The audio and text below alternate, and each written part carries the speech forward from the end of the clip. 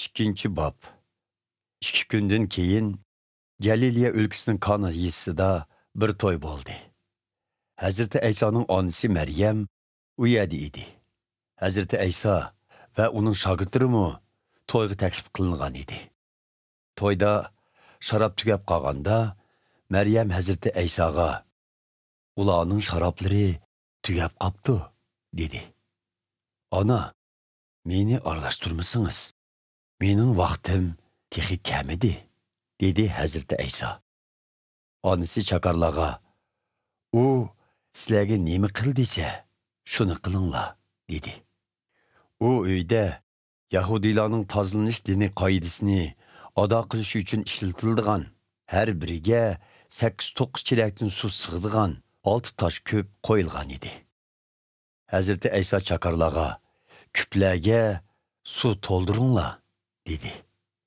Ular küplarni og'zig'icha to'ldirishdi.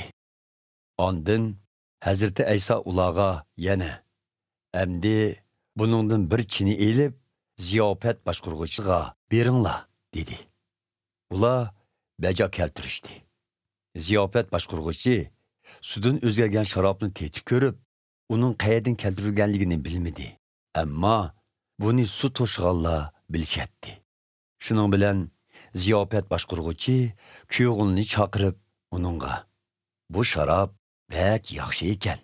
Boshqa sahibxonalar yaxshi sharobni to'yning beshida quyidi.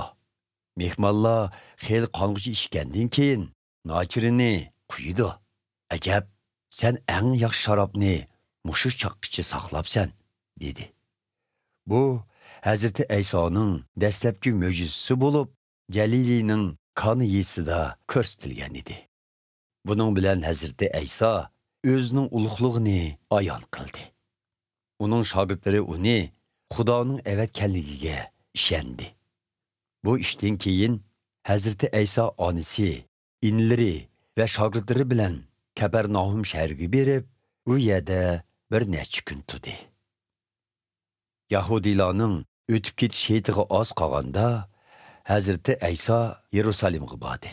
U markaziy ibodatxona hoylarida qurbonlik uchun ishlatilgan kala, qo'y va kaptar sotquchilarni ham u yerda o'ltirib pul tekshirgan kishilarni ko'rib qoldi va tonidan qamchi yasab, ularning hammasini qo'y qallari bilan qo'shib ibodatxonadan haydab chiqardi.